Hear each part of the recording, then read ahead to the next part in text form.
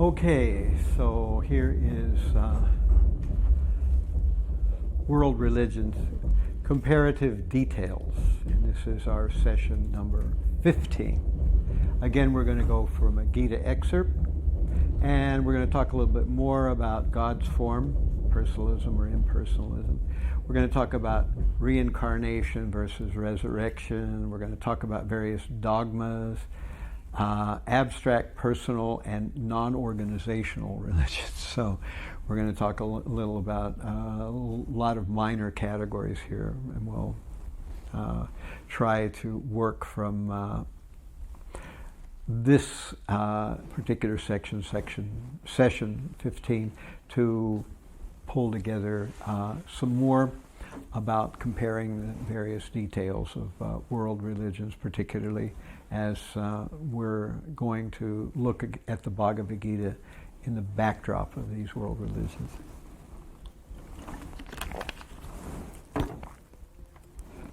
Well, this is our excerpt for this session, for session 15. This is from the 4th chapter of Bhagavad Gita, 4.7. Yada hida hidharmasya glanir bhavati bharata abhutanam dharmasya tadatmanam srijamyaham. Whenever and wherever there is a decline in religious practice, O descendant of Bharat, and a predominant rise of irreligion, at that time I descend myself. So what's important about this verse, this is from the 4th chapter of Bhagavad Gita, is that Krishna is frankly putting forward the fact that this knowledge is sometimes available, it's sometimes widely known, and sometimes it's very esoteric, and sometimes it's submerged in human society. And whenever the basic knowledge of spiritual life gets lost completely, either Krishna comes and reinstates the knowledge himself, as he did 5,000 years ago, speaking to Arjuna on the battlefield, or Krishna sends one of his representatives to come and set the record straight. And so this happens periodically, and this is not a surprise at all, especially in the age of Kali Yuga, where we know that as a general trend, in Kali Yuga, the tendency is downhill. That in Kali Yuga, religion tends to dissipate. Of course, if we look at all 4 yugas, Satya, Treta, Dwapara, and Kali Yuga, the general trend there is also a downhill trend. So only at the very end of Kali Yuga do we go back to a reset and start again at Satya Yuga. But during the next 10,000 years or so, there will be a counterflow, a upsurge in spiritual practice rather than the usual downgrading of spiritual quality. That's the golden age of Lord Chaitanya, that for the next 10,000 years, instead of Kali Yuga doing what it usually does, which is destroy religious principles to the point where there's none left whatsoever, instead of that happening, then we'll have a gradual upturn in religious practice. And then after 10,000 years, then Kali Yuga will come in like a flood and make up for lost time. And at that point, you don't want to be alive. It'll be a real decadent planet. When will that start, the golden age? It started now already. It started with Lord Chaitanya 500 years ago.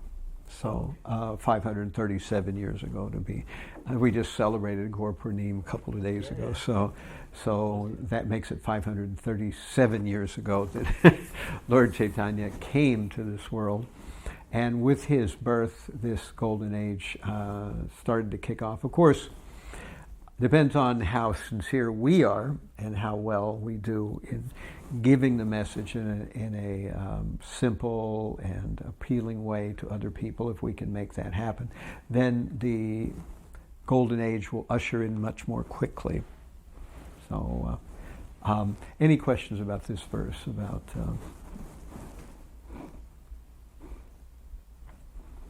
so here we are taking a look at various alternatives of forms of God. In some religions, God is seen as an old man with a big beard. Some religions, he's seen as a formless white light. Some religions, he's a void. In some religions, there are many gods. You can choose whichever one you like, whichever one you're attracted to. Many gods and goddesses, and you can choose which one you're attracted to, depending on what material goal you have in mind, because the demigods specialize. So just like if we want to go to a doctor, we want to find a specialist in our particular thing. So if you have a material desire, you go to the demigods, you'll find a specialist. If you want to find a nice wife, you go to Uma Devi. If you want to you want to become rich, you go to Kuvera. If you want to become, very powerful, you go to Indra. So you have all these various specialities. So over the centuries, different religions have put forward various conceptions of God. And here are some of the options here. God can be a person, or he can be a non-person, like the white light, the Mayavadis. They think of God as a depersonalized, either white light, or in more pantheistic terms, people think of God as the universe itself. Not he's some energy cloud of white essence. He is the universe itself. There's no energy cloud. That's a little bit of a different conception, and that's called pantheism. So other people have these multi-god concept that they think of many demigods. And as we just talked about before, there was originally the idea of one God who comes in many forms. Then this gave way to many various demigod forms, and then this gradually came back to a one God, but only in one form. And then we aren't sure what that form is, and then some people think, well, that form is not a form, it's a dispersonalized form. And so some places we have zoomorphism, where you have these beings that are part human, part God, so there's this kind of view. And then more recently we have things like humanism, where God is not the universe, God is not the white light, God is not a person, he is humanity. As a group, we are God together. Then there was deism, which was a very popular view about 50, 100 years ago. It's kind of lost favor now, but deism was the idea that there was a God, but this God, once he set things in motion, he backed off. He doesn't have any active role in our evolving universe. He's completely behind the scenes now, and he lets things just run by scientific laws, and so he's out of the picture. But 11, that's the view that the Bhagavad Gita and the Vedic literature put forward, that God comes in many forms, but he's one God nonetheless. And this comes down to an idea that Lord Chaitanya gave, which is called Achintya Bheda Bheda Tattva, that God is simultaneously one with and different from the universe. Not only simultaneously, but he's inconceivably simultaneously one with and different. So we are God, but we are not the sum total of God. We are only a tiny particle of God. Whereas God is God in full. He's not only God, but he's all the forms of God, and he's all of us as well. We cannot say that. So we are one with and yet different from God. And Lord Chaitanya described this as achintya, as inconceivable. And when we look at Greek philosophy, this was an idea that they really couldn't wrap their heads around. But if you understand this one principle, then everything starts to make sense. It all fits into place. But if you try to think, well, it has to be we either are or we aren't God, if you want to make that hard dichotomy, then you'll never get anywhere with it. Any questions about this discussion about the form of God? Yeah. Can you? I have an experience with white light. Uh-huh. Somehow I was in somewhere, like in some square, and two people just offer. It was just white light, and they offer, "Would you like to try?" So I was with kids. I don't know what kind. I mean, it's not mine kids, but I hold it kids. And I said, I cannot. I was probably curious. And I asked, what about kids? They said, no, don't worry about them. Just step in and just you will experience.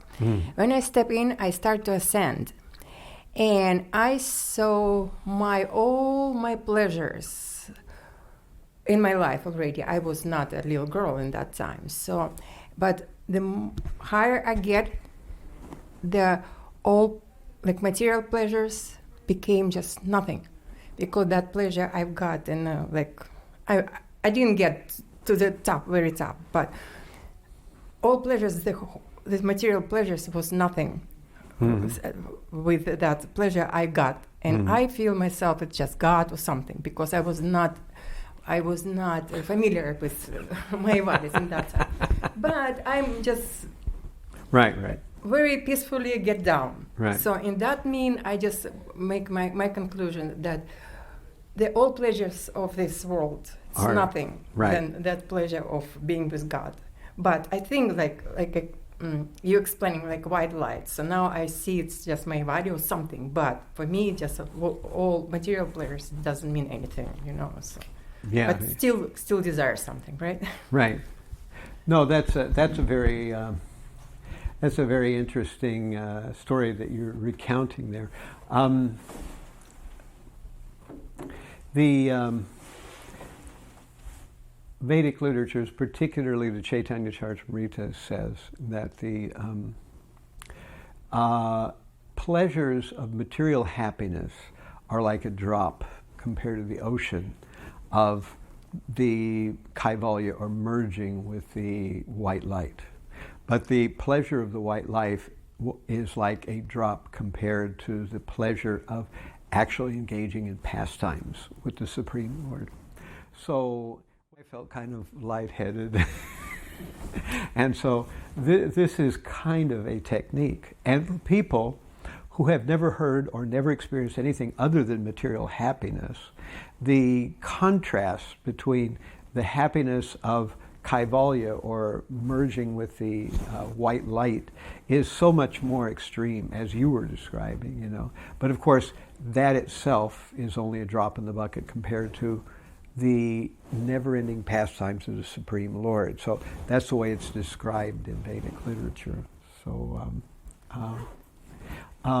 usually, at least in China, in Taiwan and places like that, what passes as religion is people demonstrating these shaktis, through these various techniques, like what you experience. And it's not a fake thing, it's a real thing, However, if you've actually gone through the process of Krishna consciousness, there's something beyond it, But for people who have never experienced the beyond, this is big time stuff, So that's why at least it brings a person out of grunt materialism, which is not really a worthy objective of anybody, But it's it's the only thing most people know.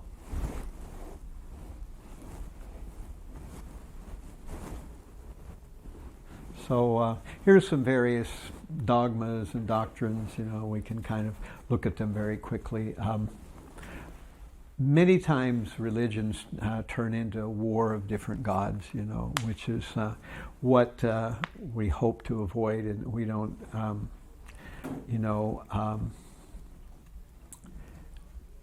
want to get into, because many people of various religions do not know the difference between different names of God and different gods. They think if it's a different name, it must be a different god. And this all comes from the age-old Christian, Muslim, and Judaic war against the demigod worshippers. So there was definitely people who used to worship demigods. If you're not going to worship the supreme God, at least if you worship various demigods, as Krishna says in the Bhagavad Gita in chapter 3, you will recognize that there's something higher than yourself, but it's still not the preferred form of worship. Of course, iconoclasm is another thing, this idea of wanting to destroy forms of God, which happens now in Islamic tradition, wants to destroy, as they have various, forms in Egypt and other places that they've tried to destroy any forms of God, because that's what their whole tradition is about. But there was a time when iconoclasm was a part of Christianity. The Eastern Orthodox had a whole iconoclastic time where any kind of icon, these were Christian icons now, were found and destroyed. One of the emperors of the Byzantine Empire decided that any image of God had to be destroyed. Of course, not everybody in the Christian tradition agreed with him, and some hid away these icons. And finally, after he died, the next person in line, said, let's bring them all back. And so they were okay again. And then another descendant or two down the line, the whole thing happened again. They decided to get rid of all the icons. And again, after that person moved out, then the icons were brought back. So at this point in the Eastern Orthodox, icons are accepted. There's at one time they were accepted, then they weren't, then they were, then they weren't, and now they are again. Of course, we have this concept that Christianity puts forward called the resurrection, where according to this understanding that the body will be resuscitated in some kind of way, and one will either go to heaven or hell. This is directly in contrast with the reincarnation concept, where a person simply reincarnates lifetime after lifetime until we finally recognize that this material world is a two-dimensional place. The happinesses of this world will never really do anything substantial for us. And then at that point, we take up serious spiritual life, and eventually we work our way out of the material world and go back to the spiritual world from whence we came. So these two things we will see contrasted against one another. The idea of resurrection is a very strange idea. It's hard to make sense of it in many ways. Some say that the body will disintegrate as it does when you put the body into the earth, but somehow it will be reconstituted. And the question, of course, is, well, at what age will it be reconstituted? If you had a body that was, say, deformed, do you get a perfected body then, or does the body that you get reconstituted also have that deformity or not? And then what age do you get reconstituted? And say you made it to 105, do you have to be reconstituted now at 105, or do you get to be put back at sweet 16 or something like that? So, it's actually young and beautiful. Right. They will resurrect in a very beautiful body. Right. Yeah, it's not about the age, nothing. But of course, it. we say the body is just a covering, anyways. It has no value. It's just an external vehicle, and who we are is not going to ever be destroyed under any circumstances. The soul cannot be cut dried, as the second chapter of Bhagavad Gita will tell us in great detail. So the soul is completely beyond any kind of harm, and that soul right now is a tiny particle, like a particle or a spark from a fire. But when that soul re-enters into the spiritual world, it opens up into its full spiritual form. And we have some relationship with Krishna there. So right now, because we're in the material world, that form is suppressed into a tiny spark. And it inhabits the heart of the body that we're currently in. And at death, then usually, because we have not perfected ourselves, through another subtle body, we inhabit yet another gross body, and then another gross body, and then another gross body. This is called the cycle of reincarnation. Of course, there are different explanations of creation. The Vedas have a very detailed explanation of creation. With Christianity, we have this concept of creation ex nihilo, that God creates out of nothing, and that even the souls, they don't exist and suddenly God creates them, which is very different from what the Vedas explain. They say that the soul is never created, it exists eternally, just as God is eternal. So we also are eternal, not only eternal into the future, but we are eternal in the past as well. So at some point, we will understand our mistake of having come to this material world, and we'll go out of it. Of course, what is salvation? These are, big questions. What do we mean by salvation? Do we go back home, back to Godhead? Are we just being freed from suffering? Are we depersonalizing? Salvation is a murky word, so depends on what you mean by that. And of course, as we were seeing, there's this yesteryear battle between demigod worship and the monotheist religions, and basically it looks like the monotheistic religions kind of won out, but now atheism is winning out over the monotheistic religions. So in the Vedic literatures, we'll hear about the difference between heaven and the spiritual world.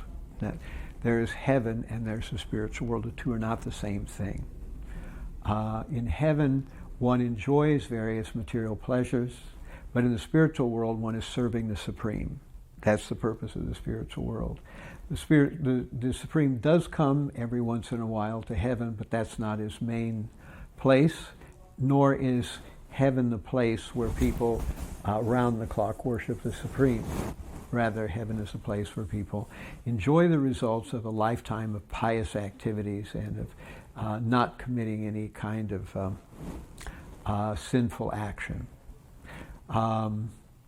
Now, vegetarianism is an interesting doctrine, that we talk about how animals are also sentient beings. They also have a soul just like we have. And so therefore, we should not engage in causing any unnecessary harm to higher forms of life, namely various animals. And the Vedic and the Vaishnav system is to eat only various kinds of fruits, vegetables, and dairy products and such things, and to stay away from products that are the result of the death of an animal. Okay, I'm not going to go over these other. We get a sense now of some of the contrasting doctrines and dogmas between the various religions of the world, and the various religions of the world have different positions on these different subjects. So this will wrap it up here. We have, in our modern age, new players on the screen, or new players on the field. We have a rise of atheism, people who claim that there's no God, that there's only material energy, nothing else exists. And we have people who are not sure, who are agnostics. The nuns, this is actually kind of a humorous one, that in various polls in America, they would ask people, what religion are you? And one of the category was none. And so when people check none, that became a classification. People who check none, that's the nuns. So it's equivalent to atheists. And so spiritualism, a lot of people say that they are not religious, but they're spiritual, Right. which usually, it kind of goes down, meaning that they have a personal religion. They're not part of a denominational religion. Maybe they participate in some kind of sangha somewhere with some kind of group, but it's not, a religion per se that has a name and has an organization and has a philosophy or a some kind of catechism or body of beliefs, Now, Spiritism is different from spiritualism. Spiritism was something that was big about 50 or 100 years ago, where people would hold seances and try to talk with the deceased and so on and so forth. At one point, it was a big thing in America. It's not so much anymore, although I'm sure in certain places people are still engaging in spiritism. A lot of people have kind of what they would describe as a personal religion. In other words, they don't ascribe to any larger group. They have their own they pick a little from here and a little from there, and they believe a little of this and a little of that. And so that's their way of thinking about it. Non-denominational is another thing, which is usually a word that describes someone who is a Christian of some stripe, but we don't have any particular denomination that they ascribe to. They might go to a Catholic church, or they might go to a Protestant or a Methodist church, or whatever. They're not particular about which church, as long as it's a Christian church. So that's usually where the idea of non-denominational comes in. Humanism is another big thing, where we were speaking about it a minute ago. Humanism made a big surge some years ago, saying that, we are all humans and that's all that matters, that if we, just take care of each other and we have a good relationship, or we have a good attitude to other humans, that is the essence of religion anyway. We don't have to talk about gods or miracles or, religions or morals or all these other kinds of things. So, as we said, deism is the idea that God was the creator of everything, but once he created the universe, he set it up according to various laws, and now those laws just are off on their own, and God doesn't have to fiddle with it anymore. He just let it go. So these are some of the other possible ways of thinking about religion. So when we talk about Bhagavad Gita, we are seeing how it compares to these other various religious attitudes or religious affiliations. And as we go through Bhagavad Gita, we're going to run across where the Bhagavad Gita intersects with some of these types of views on certain issues. Any questions about that?